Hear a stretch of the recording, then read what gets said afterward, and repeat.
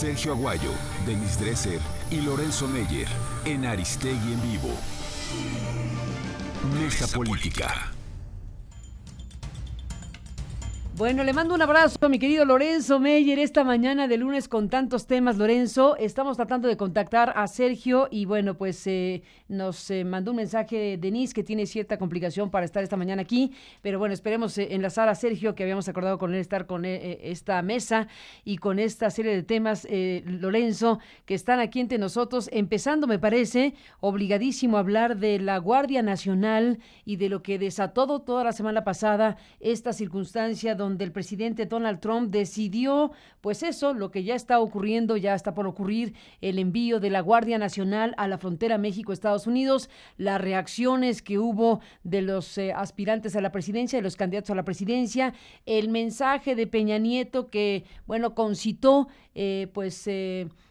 apoyo, un inusual apoyo, un apoyo insólito, diríamos, de todas las fuerzas políticas, porque subió 2 escaloncitos más a su tono en relación a Donald Trump y todo esto que hemos visto, Lorenzo Meyer. Te propongo que veamos en segundos este fragmento donde Donald Trump en 30 segundos dice lo que dice, cómo reaccionan López Obrador, Anaya y Meade, y regresamos contigo, Lorenzo, en un instante más. Entonces le dije a México, y respeto lo que hicieron, le dije, mira, tus leyes son muy poderosas. Nosotros tenemos leyes muy malas en nuestra frontera y haremos algo al respecto. Ya he estado hablando con el general Mattis, haremos cosas de carácter militar. Hasta que no podamos tener un muro y seguridad apropiada, protegeremos nuestra frontera con fuerza militar. Ese es un gran paso, nunca antes lo hemos hecho, indudablemente nunca antes lo hemos hecho. Pero no vamos a permitir que el gobierno de Estados Unidos le falte el respeto al pueblo de México. No aceptamos la construcción del muro con nuestra frontera. No aceptamos el uso de la fuerza, la militarización de la frontera. Yo creo que tenemos que exigir respeto, tenemos que exigir dignidad, tenemos además que exigirlo de forma tal que sepa y que entienda el mundo que México es un pueblo que va a defender su soberanía. México debe condicionar su cooperación con Estados Unidos en materia migratoria, antidrogas, seguridad y contra el terrorismo, a que cesen los ataques contra los mexicanos, que se suspenda el envío de la Guardia Nacional a la frontera y se acaben las amenazas constantes.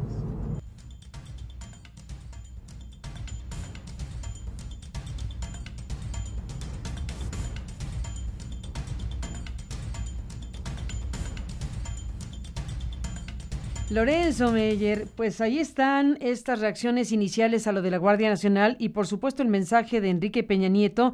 Dame 20 segundos y presentamos un fragmento de lo que dijo en 5 minutos. Esto es parte de lo que dijo Peña Nieto. Presidente Trump, si usted quiere llegar a acuerdos con México, estamos listos. Si sus recientes declaraciones derivan de una frustración por asuntos de política interna, de sus leyes o de su Congreso, diríjase a ellos, no a los mexicanos. No vamos a permitir que la retórica negativa defina nuestras acciones. Solo actuaremos en el mejor interés de los mexicanos. Bueno, un conjunto de voces. Lorenzo, ¿cómo has visto todo? ¿Cuál es tu análisis? Buenos días nuevamente y bienvenido como siempre. Buen día, Carmen. Bueno, en la medida en que no somos ni Trump ni los candidatos, me gustaría poner a consideración tuya y del público lo siguiente. ¿Estados Unidos tiene o no tiene derecho a movilizar cuantas veces quiera a su Guardia Nacional y en donde quiera? La puede movilizar en la frontera con México, con Canadá, en la costa, etcétera.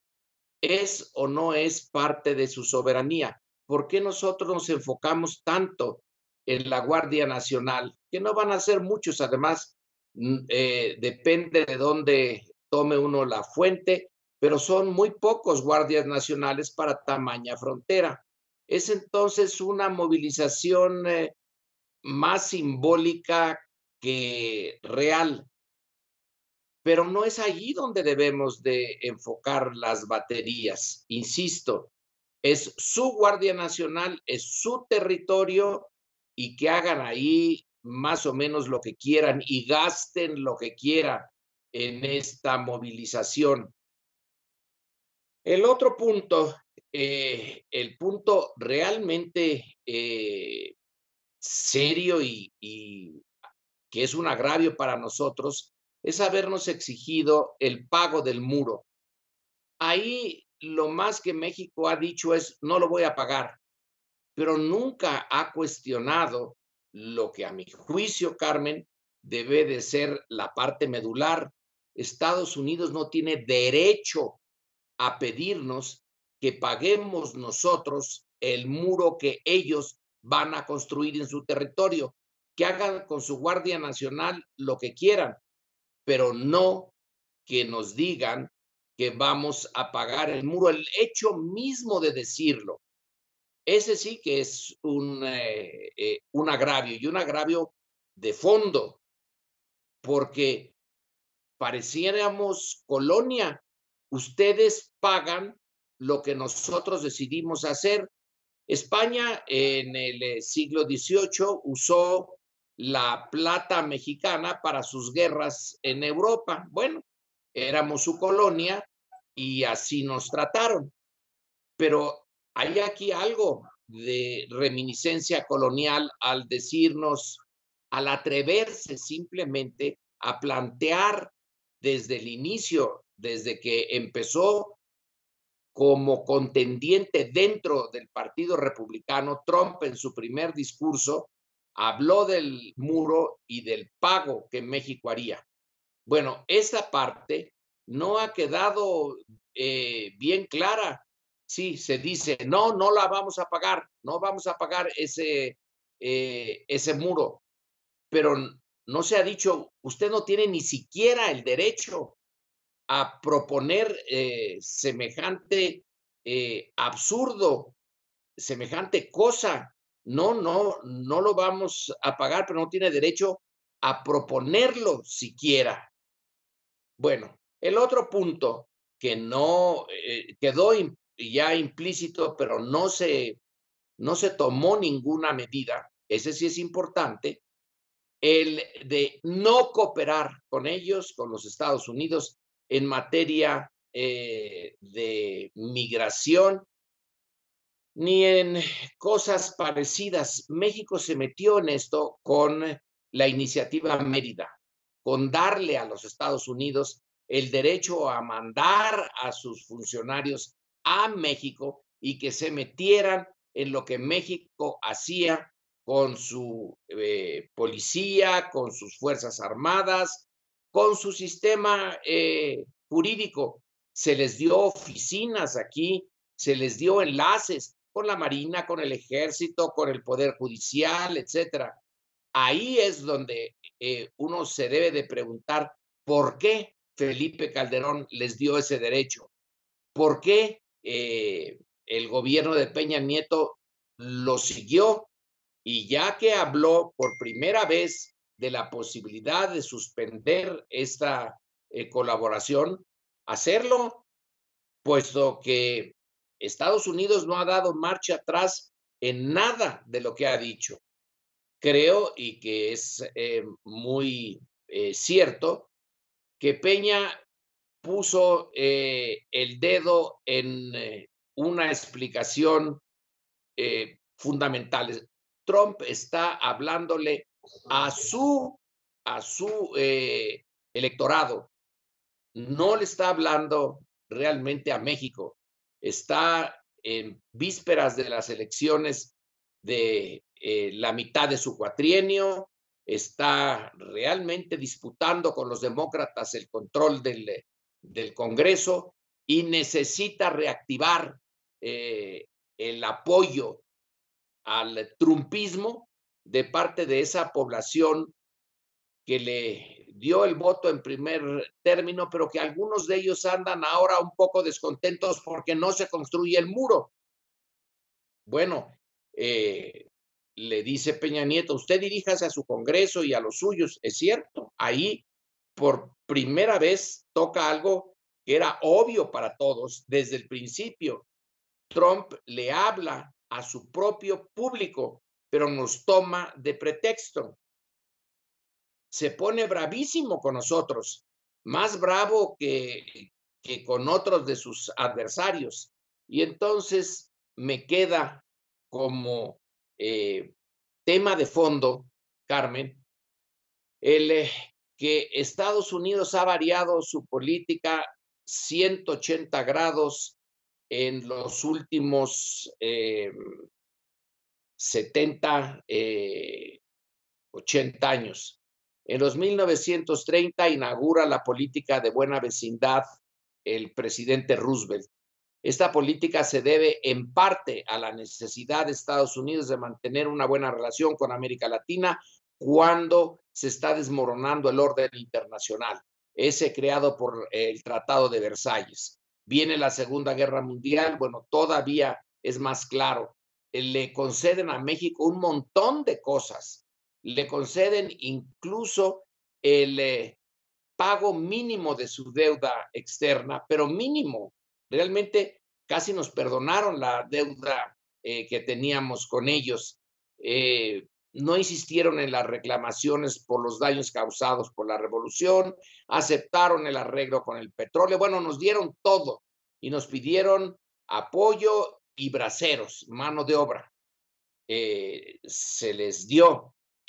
Luego viene la Guerra Fría y necesitan también que la frontera sur de su país esté en calma y apoyan al PRI en todo lo apoyable y hasta en lo que no, en todo le dieron el apoyo. Después del 68, el presidente Johnson le manda una carta de felicitación a Díaz Ordaz por haber salido tan bien México en las Olimpiadas y lo felicita a nombre de la humanidad. Bueno, ya más apoyo no se podía pedir.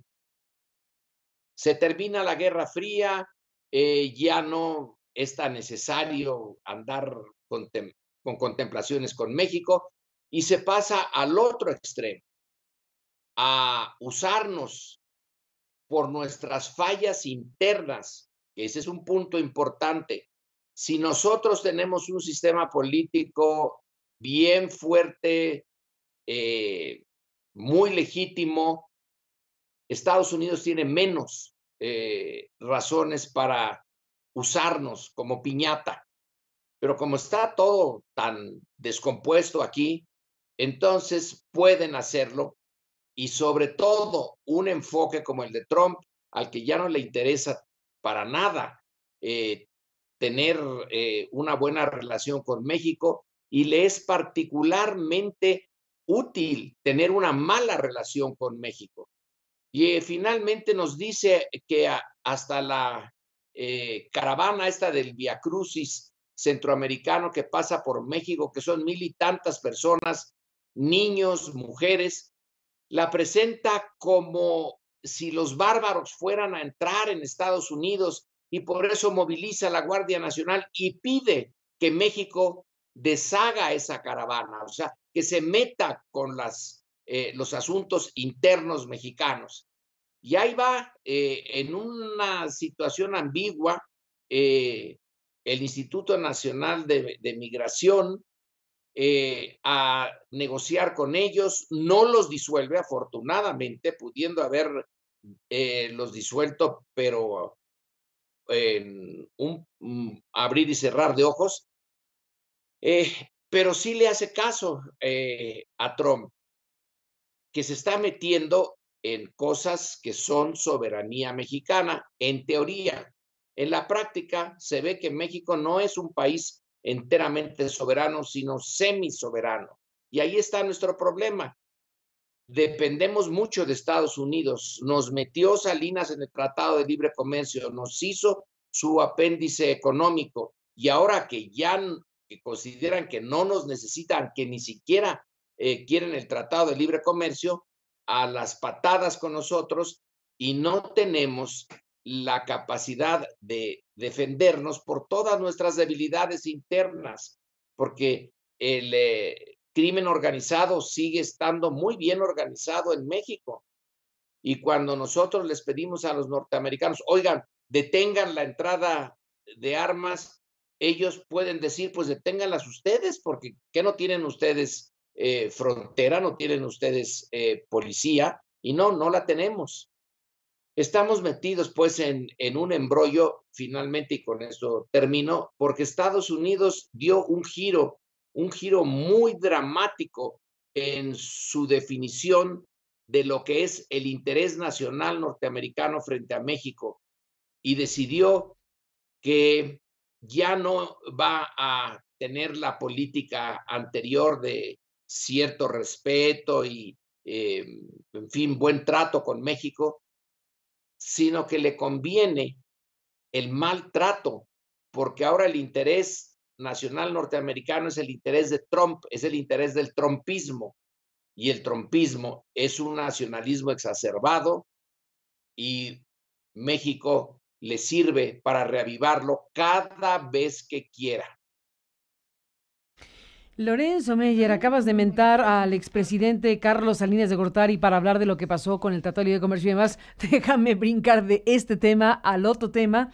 ¿Qué te pareció la pasarela de personajes del más alto nivel de la política y del Poder Judicial mexicano en la reunión, la cena que organizó el expresidente mexicano en su casa del sur de la Ciudad de México, pues con motivo de sus 70 años? ¿Qué te parece esta fiesta? ¿Y a quién convoca? Varias cosas. En primer lugar, parecía un museo del horror político.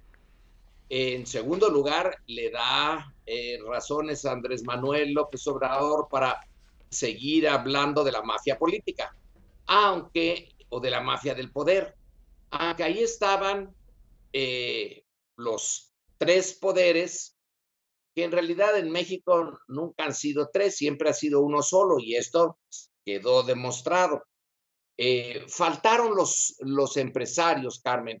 Eso es lo que me llamó la atención. ¿Por qué no estaba allí la persona a la que le dio Teléfonos de México para que empezara a hacer su enorme fortuna y hasta llegar a ser una de las más grandes del mundo? No estaba. Qué raro. Ningún empresario importante, eran nada más los puros políticos. No sé, déjame detengo tantitito porque estaba viendo la crónica, no estaba Slim, hasta donde veo la crónica, igual que tú, no estaba Slim, pero estaban, bueno, algunos, por ejemplo, Alonso Ancira de Altos Hornos, Juan González de Maseca y Rogelio Zambrano de Cemex, por mencionar algunos de los invitados del sector empresarial. Yo me lo leí en ¿el online? En otro periódico y no los ponía. Esta es la crónica de Reforma, que es muy amplia y con fotos. Slim no estaba, pero tienes razón, si está Maseca, entonces ya tenemos a la mafia del poder allí, con todos sus representantes, los del partido de oposición, en particular Diego Fernández de Ceballos, el corporativismo más viejo y rancio. Entonces, ¿cómo interpretar esto? Bueno, como un mensaje de Salinas, que en esta coyuntura tan seria de nuestras elecciones, está diciéndonos: yo sigo en el centro de los procesos políticos, en la cúpula. Y sí, insisto, es un museo del horror político, pero una muestra de pública, porque no tenía necesidad de hacer esta fiesta, ni menos de tal modo que se anunciara y saliera en la prensa. Lo hizo a propósito, para decirnos eso. Sí, por un lado está Peña Nieto, pero miren, detrás estoy yo, y es justamente uno de los puntos que alega Andrés Manuel López Obrador. Parece que se aceptó o se puso de acuerdo con Andrés para reafirmar el concepto de la mafia del poder. Pues el presidente de la República estaba ahí, también en la cena, como dices, de Carlos Salinas de Gortari, una parte del pleno de la Corte, ¿no? Es decir, estuvo ahí el ministro presidente de la Corte, Aguilar, estaba el ministro Jorge María Pardo, Eduardo Medina Mora, Alfredo Gutiérrez Ortiz Mena, Alberto Pérez Dayán, dice la crónica, hacían quórum judicial. Pues sí, eran suficientes para hacer quórum judicial también, ¿no? Qué raro, no estaba Lozoya, tú. Eso extrañó, pero... no estaba Lozoya hasta donde está la crónica, no lo veo. ¿Quién sabe si se les pasó? O ahí sí ya tuvieron un cierto rasgo de pudor. Pues mira, ahí están las crónicas, las fotografías, el poder de convocatoria del expresidente de la República.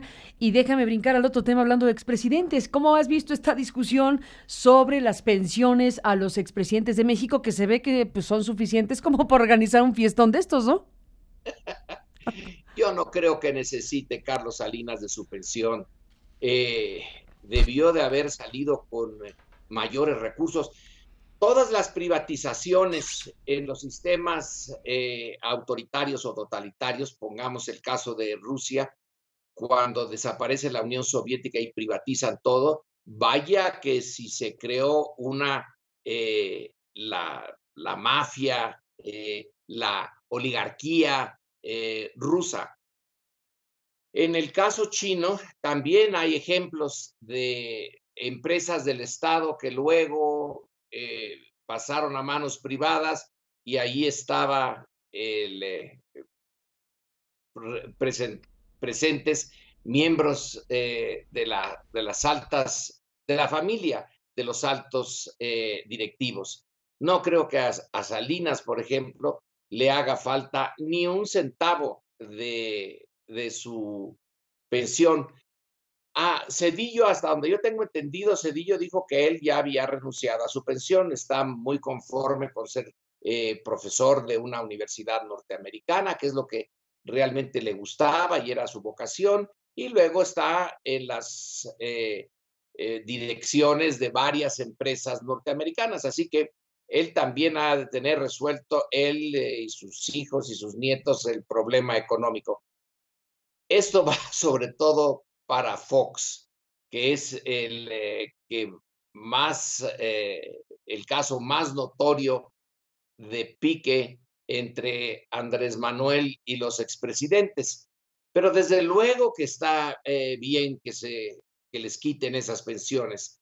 A final de cuentas, la pensión es porque trabajaron, vamos a ponerlo entre comillas, trabajaron para el país, aunque algunos trabajaron más para sí mismos, por 6 años y tienen una pensión fantástica que un mexicano normal que trabaja toda su vida laboral en una empresa, en una organización pública, cuando se va, pues se queda con una pensioncita chiquita y quién sabe cómo les irá a los de las siguientes generaciones, porque incluso las pensiones de ahora están ya bajo peligro debido a la falta de previsión en el pasado para compensar este gasto en pensión, ya que se extendió la vida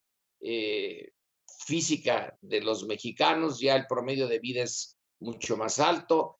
Hay un problema con las pensiones. Pero con estas, que no son muchas porque son unos cuantos expresidentes, pero que son muy simbólicas de la diferencia entre la élite del poder y el resto de los mexicanos, me parece muy bien. No que les quiten todo, probablemente tampoco sea justo que los dejen en la calle. No creo que ninguno de ellos con los ahorritos que tienen se vayan a quedar en la calle, pero sería bueno una pensión modesta, simbólica, como la del resto de los mexicanos, no quitárselas, eso sería demasiado, hay que dejárselas, pero hay que dejárselas al nivel de los demás. Recuerdo, justamente ahorita está saliendo en la pantalla Miguel de la Madrid, cuando se gritaba, y yo una ocasión le di un aventón a un señor que ya tenía más alcohol que sangre en las venas, y entonces me dio su opinión política, que era la propia de entonces y de ahora, que era salario mínimo al presidente para que vea lo que se siente. Pensión mínima al presidente para que vea no lo que se siente, porque no lo van a sentir, pero para que se imagine lo que se siente. Sería mejor dejarles la pensión, pero al nivel mínimo.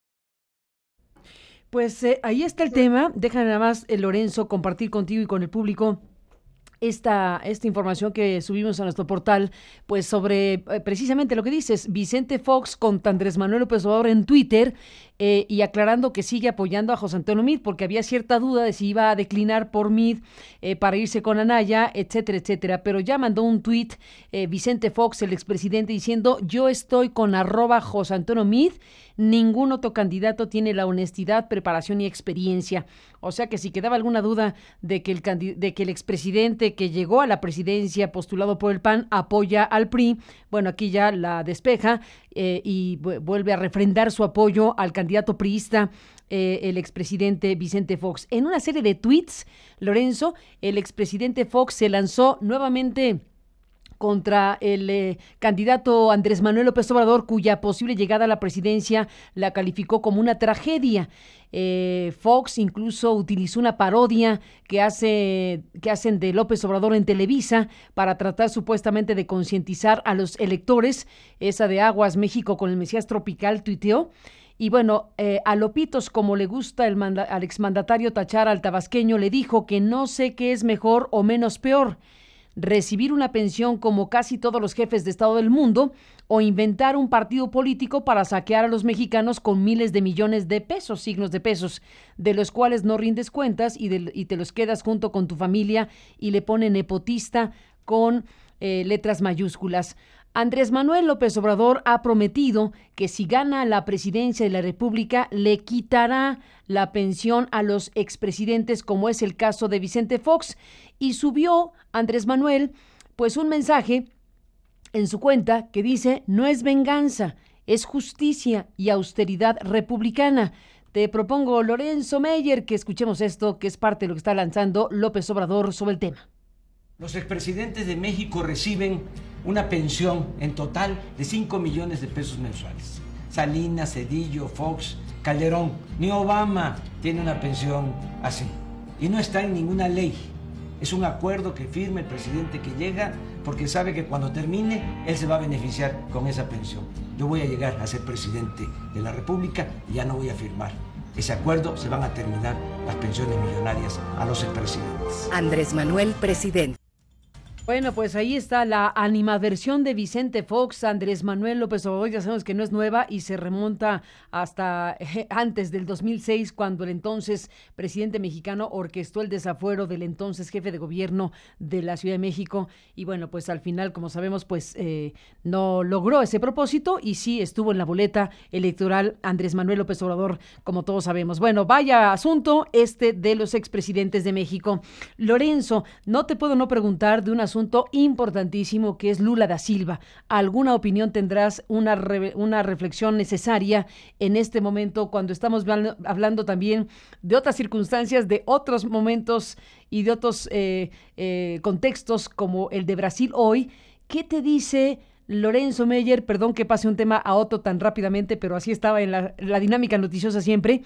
¿Qué me dices, Lorenzo, de esta escena, de esta situación político-judicial, donde al final la Corte Suprema de Brasil determina en una votación dividida, 6-5, una votación en donde se ve claramente que hay un meollo judicial muy fuerte ahí, 6-5 para no otorgarle el habeas corpus a Luis Ignacio Lula da Silva, que no era otra cosa más que continuar los procesos abiertos en su contra en libertad. le negaron a Lula la posibilidad con este habeas corpus de continuar en libertad enfrentando las acusaciones que se le han hecho desde la Fiscalía o desde el ámbito judicial con el juez Sergio Moro, que al final, después de que se le niega el habeas corpus, el juez Moro dice: le doy 24 horas para que se presente aquí en Curitiba para que empiece a purgar esa sentencia que tiene ya en una segunda instancia por más de 12 años. Tarda Lula da Silva en presentarse, pero se queda 2 noches en el sindicato metalúrgico, se queda estas 2 noches y finalmente decide salir a dar este mensaje a la masa, a estas personas, a esta masa que lo acompaña, que lo acoge y que muestra la fuerza social que tiene Lula da Silva, quien por cierto encabeza todas las encuestas de popularidad en Brasil rumbo a las elecciones presidenciales de este 2018. Está arriba sobradamente del segundo lugar, que tiene un 16% y él un 36%. Te propongo, Lorenzo, escuchar este fragmento del mensaje de Lula y te pregunto, ¿qué piensas de lo que está pasando con una figura, pues diría yo, legendaria de la izquierda brasileña y de América Latina? Vocês vão perceber que eu sairei dessa. Ustedes van a percibir que voy a salir de esta situación más grande, más fuerte, más verdadero e inocente, porque quiero probar que ellos son los que cometieron un crimen, el crimen político de perseguir a un hombre que tiene 50 años de historia política. O processo do meu apartamento. Eu sou o único ser humano. En el proceso del apartamento, yo soy el único ser humano procesado por un apartamento que no es mío. Y él sabe que el Globo mintió cuando dijo que era mío. La Policía Federal de Lava Jato, cuando hizo la investigación, mintió al decir que era mío. El Ministerio Público, cuando hizo la acusación, mintió diciendo que era mío. Y yo pensé que Moro iba a resolver esto, y él mintió diciendo que era mío. Y me condenó a 9 años de cárcel.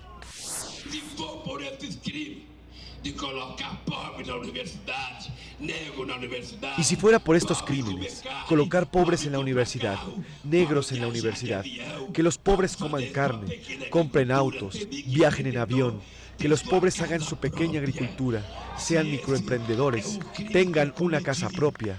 Si ese es el crimen que cometí, quiero decirles que voy a continuar siendo un criminal en este país, porque voy a hacer mucho más por ellos. Eles têm que saber que a morte de combatente não para a revolução. Ellos tienen que saber que la muerte de un combatiente no detiene la revolución. Ellos tienen que saber que vamos a regular definitivamente los medios de comunicación para que el pueblo no sea víctima de sus mentiras todos los días. ¿Cómo ves las cosas, Lorenzo Meyer? Lo que era imposible imaginar hace pocos años, Lula en la cárcel, increíble. Sí, es desde mi óptica es una tragedia y que no puedo verla sin hacer referencia a México, porque aquí lo que vemos es que triunfó lo que Fox quiso hacer con Andrés Manuel López Obrador cuando lo llevó al desafuero y que podía haber ido a la cárcel. Si no fue a la cárcel, entre otras cosas, es porque no había una legislación muy clara al respecto, pero sobre todo por la movilización que se hizo cuando se dictó el desafuero. En el caso mexicano fue desde luego todavía más ridículo, porque no es que le encontraran un departamento a Andrés Manuel López Obrador cuando era jefe de gobierno, sino por haber intentado abrir una calle, atravesar un predio particular donde no había nada y llegar a un hospital. Más ridículo que eso, es difícil pensarlo.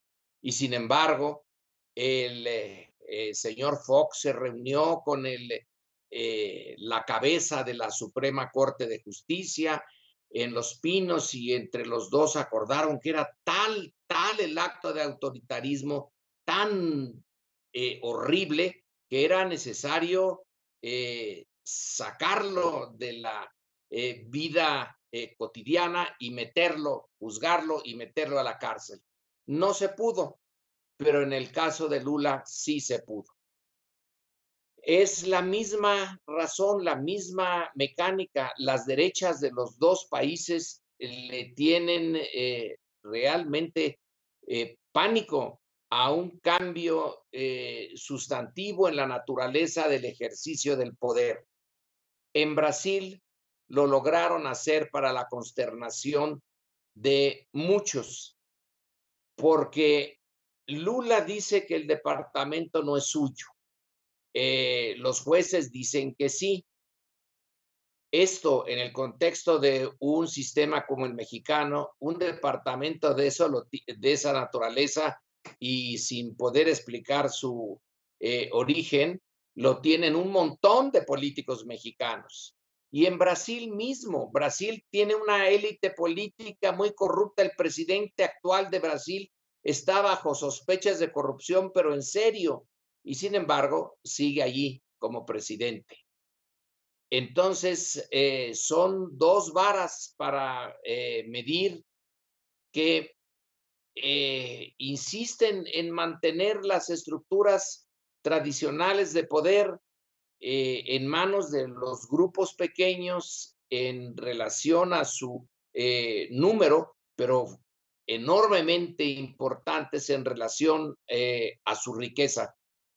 Y otro punto, Carmen, otro punto, creo yo que este es el más importante. Cuando la izquierda se enfrenta a esas derechas en México o en Brasil, unas derechas que han aprovechado su posición para exprimir al máximo a esa sociedad, deben de ser particularmente cuidadosas en materia de corrupción, no ser corruptos ni parecerlo, porque un solo desliz, en el caso mexicano no pudieron, aunque lo de Ahumada y Bejarano, ahí andaban moviéndose, por cierto, los que estuvieron en la fiesta de cumpleaños de Salinas, también estuvieron en esto de los videos de Bejarano, el jefe Diego y Salinas para mandárselos a Televisa y que salieran en la televisión.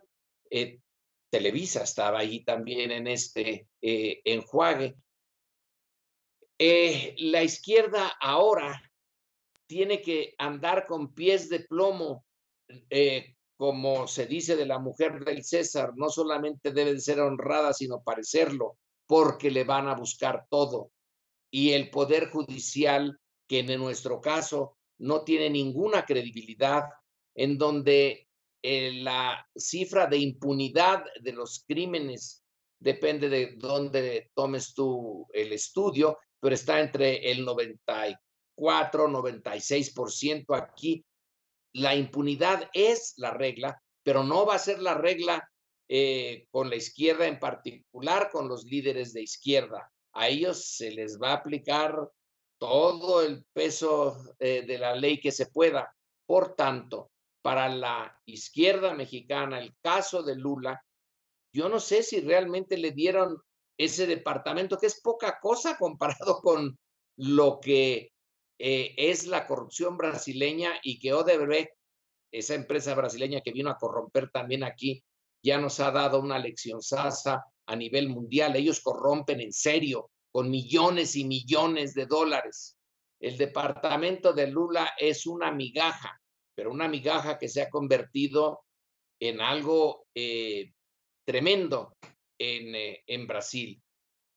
Incluso si, como dice Lula, ese no es su departamento, debió de haber tenido conciencia de que iban a buscarle todo lo posible para involucrarlo. Y el hecho de que una vida política tan corrupta como la brasileña se ensañe con Lula, bueno, pues tiene que ver con el hecho de que él es de izquierda y realmente ayudó a redistribuir el ingreso en Brasil. Ahora Brasil queda, pero perfectamente dividido políticamente. El futuro inmediato de Brasil como ese país de grandes posibilidades, de enorme riqueza, etcétera, que sí la tiene, pero con un sistema de esta naturaleza, tiene ahí en ellos mismos y en su sistema tienen un obstáculo para su desarrollo como México lo tiene en el suyo. No es el mundo externo, no es el imperialismo, como se decía antes, el que nos impide desarrollarnos, somos nosotros mismos. Y la lección para la izquierda mexicana es extremado cuidado, porque los corruptos que están teniendo el control del poder judicial, del ejército en Brasil, donde ya se metió a otra vez a opinar en política en contra de Lula, desde luego. Todos estos poderes tan obvios, tan grandes, van a estar, como en Brasil, van a estar aquí. Entonces, un desliz como el de Bejarano o Imaz se va a pagar muy caro. El meollo de la izquierda es ahora, más que su pureza ideológica, que ahora se critica a algunos tanto y diciendo que en México no hay izquierda, solo hay derechas, que es una tontería en la práctica del tamaño del mundo. Ahora lo importante, más que la pureza ideológica, es la honestidad, porque allí puede estar su talón de Aquiles. Y si no se toma en cuenta la lección de Brasil o la manera como se perdió el PRD en México, tenía una posibilidad real de ser, después del fraude del 88 y que logró sobrevivir y resistir a Salinas, tenía la posibilidad de ser realmente el partido de izquierda inteligente, viable, etcétera, y lo perdió la corrupción. Así es como leo yo la tragedia de Lula. Lamento enormemente lo que está pasando en Brasil, lo siento como propio y se lo va a cobrar al propio Brasil este gesto, porque no puede mantenerse como está, con una sociedad tan dividida y con una distribución del ingreso tan similar a la mexicana. Cierro con esto.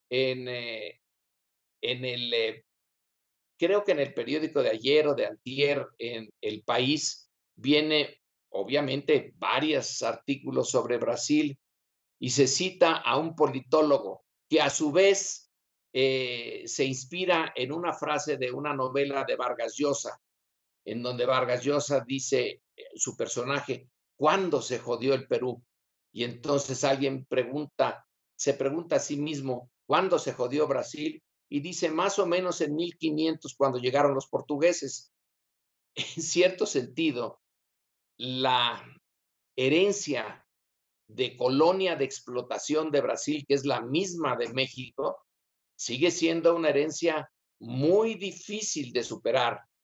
Es un tipo de coloniaje que no tuvo Estados Unidos, pero que nosotros, brasileños y mexicanos y otras partes de América Latina, sí la tuvieron. Y desde allí viene esa división tan brutal de clases y de razas que todavía sigue coloreando la política de nuestros países. Lorenzo.